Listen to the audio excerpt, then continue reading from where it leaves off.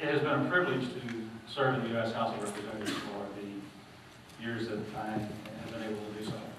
I've had an awful lot of visits from people throughout this entire region of Southeast Texas. People that came to me because they knew what kind of service I would provide if they asked for help with a problem. Veterans who came and needed attention to get a prosthesis. Someone who needed to quickly get back from Europe just a couple of weeks ago to get to a hospital after being blown up in a Humvee. And the company for whom we worked was not responding. And we spent 3 days and nights working continuously until we got that young man to the hospital that his father asked him to be taken to. A member of Congress has a lot of different jobs. To provide constituent services, but there to open the door to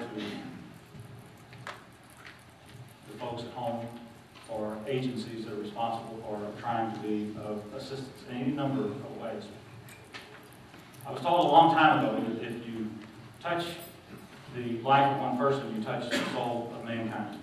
And I think that this job has allowed me the opportunity to do that. Whether it was the creation of the Congressional Caucus on Missing and Exploited Children, and helping create the Amber Alert, which is now a national program to keep children safe, or as simple as the projects we have done here with Project Safe Place that many of you in this room have helped us put together right here at home.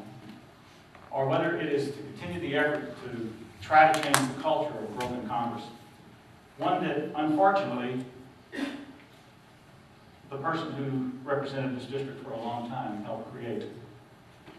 One that got this district into trouble for too long.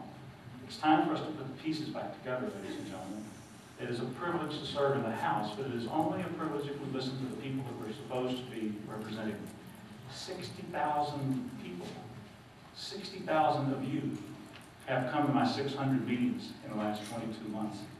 Could I not hear what you said? I voted the way this district has asked me to. I responded to the requests that you have asked of me, and I did so in the manner that you asked of me. And if you will truly try to not look at the distortion part of the record, you'll find out that I am sincere in my service, that I care about the people that I represent. I care about the district that I want to be better because my children and my grandchildren live and will grow up here and be able to take the jobs that many of you have here. I believe in our veterans, and I work diligently to increase the benefits that veterans receive. $7.8 billion, the greatest increase in veterans benefits in the history of the Veterans Administration. I worked on the legislation that would make a difference in our lives, the SAVE Act, where I went against my party to try to move that legislation forward and make a difference on immigration. I voted against my party on the energy legislation. And I'm not sure that's in those distorted facts that you get. If you want the truth, take the time to try to find out. And let's truly try to move our district forward for all of us. Not for the Republicans, not for the Democrats, but for America.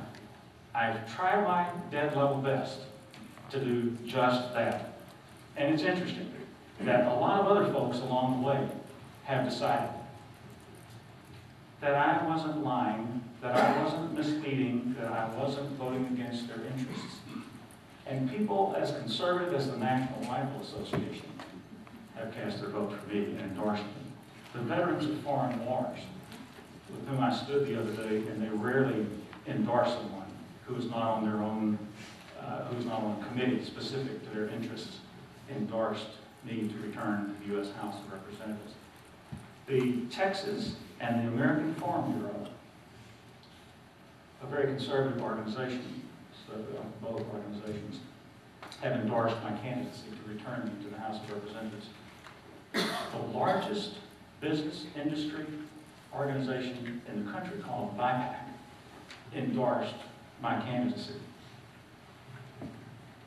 I'm not sure I understand.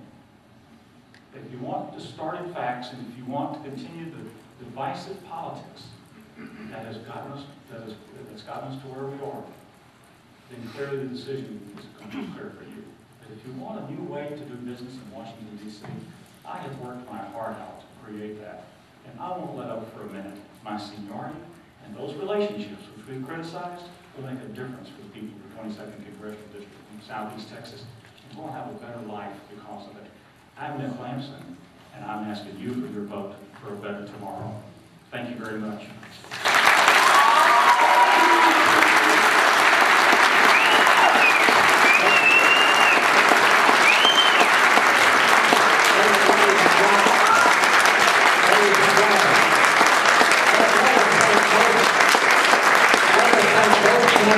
And their families for the willingness to be in the public arena.